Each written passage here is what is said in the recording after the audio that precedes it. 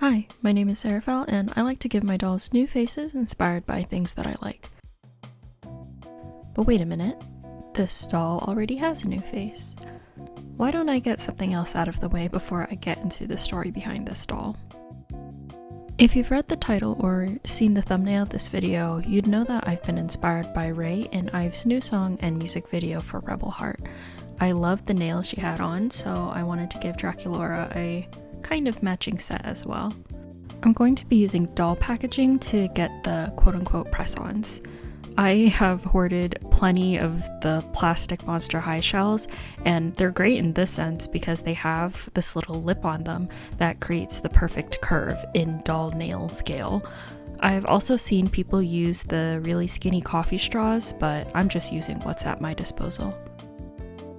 After I've cut the lip off of the plastic shell, I cut the strips into sections to make my nails.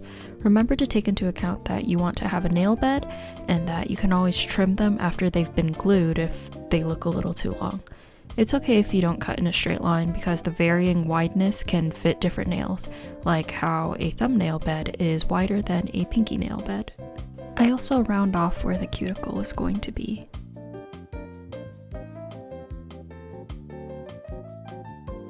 To attach the nails, I'm using a super glue I got from a local hobby store that also doubles as a gap filling medium. I'm using my lights to find the curve of the nail, just to make sure that I'm adding glue to the right side. I place a tiny dot, hold my breath, and then place the nail onto the doll, holding on to it just until it stops sliding around. Any super glue should work, but I basically like this one more because it has a thicker consistency. I think it adds a lot more stability to these tiny little nails.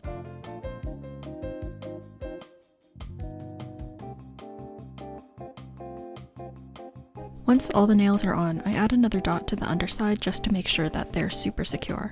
I use the extra scrap plastic to scrape off any excess.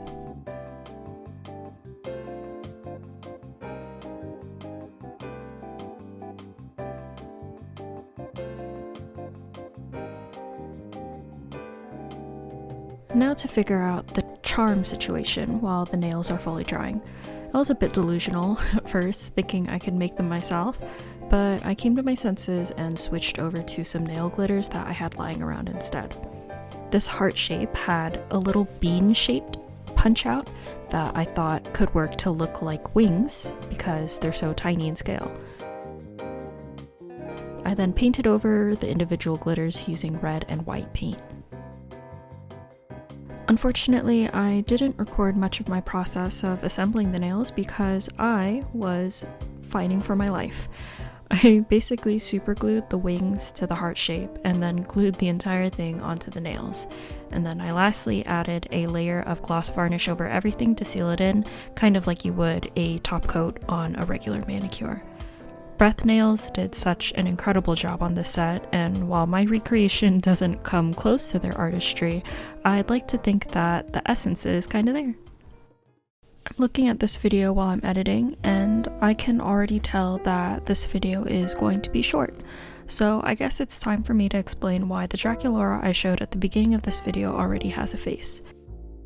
Ever since I saw Ray in the Rebel Heart video, I knew I wanted to do an inspired face as soon as possible, ideally around the time their album was released.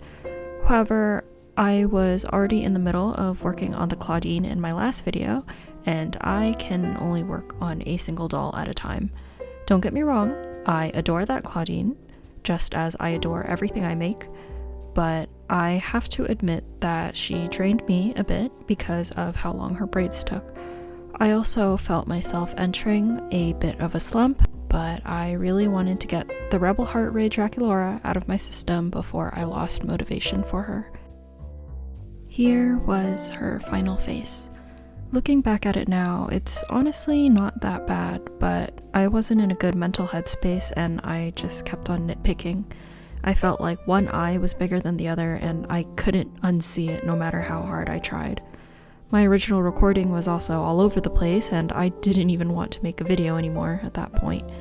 But I pressed on, sealing her face in with my usual 2 final layers of Mr. Super Clear, and did her hair the next day.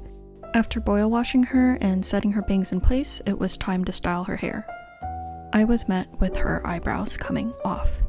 So this happened to me in the past on my second ever face up and is the whole reason why I do 2 final layers of MSC now. To be fair, I was hacking at that Draculaura's bangs with my comb, so I always assumed that was the reason why they came off. So now I always take care to not touch the bangs at all, but my friend helped me realize that the MSC likely didn't fully cure. So the water from the boil wash activated the pencil, and then the pigment attached itself to her bangs. Not only has it been kind of cold where I am, but from my experience, MSC also gets a little finicky when you start to get to the bottom, and I was almost out. I was devastated, but I kept on forcing myself to continue. Her eyebrows only came off more and more. I filled them in by painting on the watercolor pencil using a wet brush, but I was fully aware that that wasn't a permanent solution. I decided my only option was to try again, and that's where we are now. So it's been a few days, and I think I am in the headspace where I'm inspired again, and I'll be able to work. And hopefully this time around, she'll turn out the way I intend her to. It's gonna be a bit sad wiping a completed face off, but I can't stand these brows. I tried filling them in a little, but it's okay. Mistakes happen. Scrape her bangs off her forehead. Like, she's honestly not that bad now that I've spent a few days away from her, but nothing can fix these messed up brows, so we will redo it. I don't know if I want to ruin her bangs because I'm not sure if I'll be able to get them to lay like this again. I don't know, I don't feel comfortable trying to mask off like a line across her forehead either. I don't know if you can tell, but geez, look at how badly the color like just smeared across her face. Bye, Draculaura. Gonna take her hands off. Also, I wouldn't keep hands with nails like these wrapped under my towel anyways, because knowing me, I'm gonna crush them. Gonna go wash off her face now and then finish fully masking her off, give her her 2 starting sprays, and I will see you guys in the future. With the starting layers dry, I'm now starting on my sketch. I want to give Draculaura more rounded eyes like Ray's, so I'm straying away from the mold just a little bit.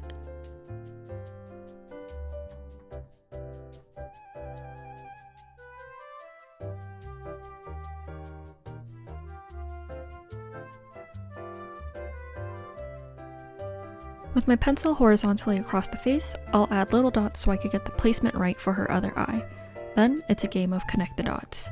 I was determined to get her eyes looking a little more symmetrical than my last attempt. It's not exactly a foolproof method though. In fact, I like the other side of her face so much more that I spent a lot more time correcting the side of her face I started on. If anything, you can always start on your less dominant side so that it'll be a lot easier to copy on your dominant side. With the sketch done, I'll go into line and color. I've always given Draculaura sunset eyes. They look a little muddy on the first layer, but it'll become a lot more blended in the following layers.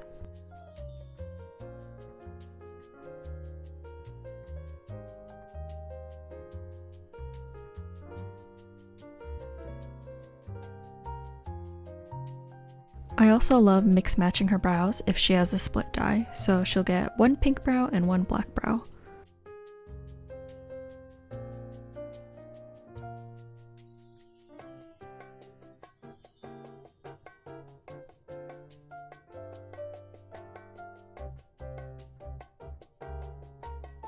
The pastels are simple for this look. She'll get a baby blue on her eyelids and a baby pink on her lips.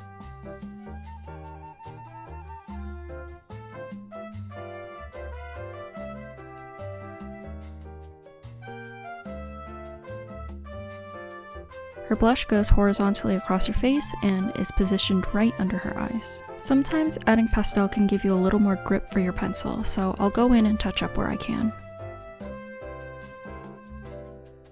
My lights died here, so I couldn't get a good final shot of this first layer, but that's okay. It's time to rinse and repeat.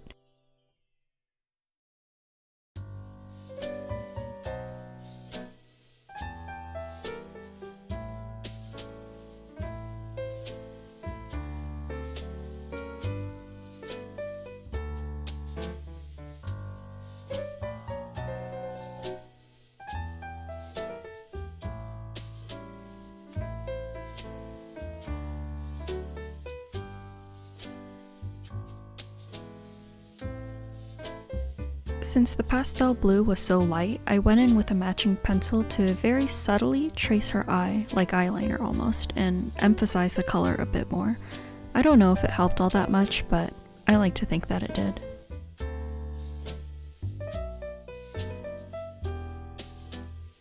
Ray has a neutral expression in my reference photos, so I'll only line the center of Draculaura's lip crease.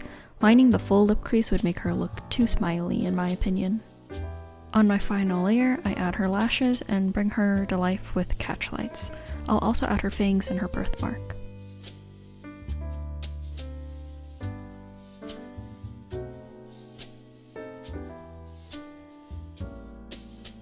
Using a dry, tiny brush, I'll dust on some pearlescent pigment to her eyelids. Technically, the reference look doesn't have pearly sparkle on the cheeks, but I love sparkle, and I'm going to say it imitates the glossy skin look.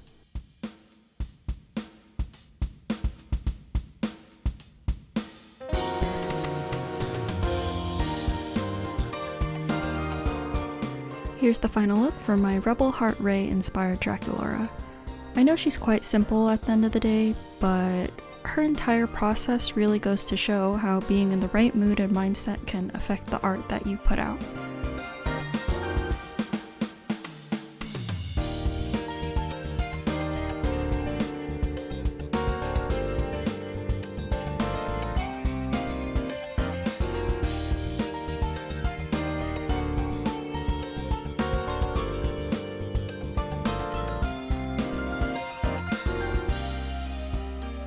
Thank you so much for watching. I hope you enjoyed the video, and feel free to leave any questions, comments, or critiques for me. I'll see you in the next one. Bye!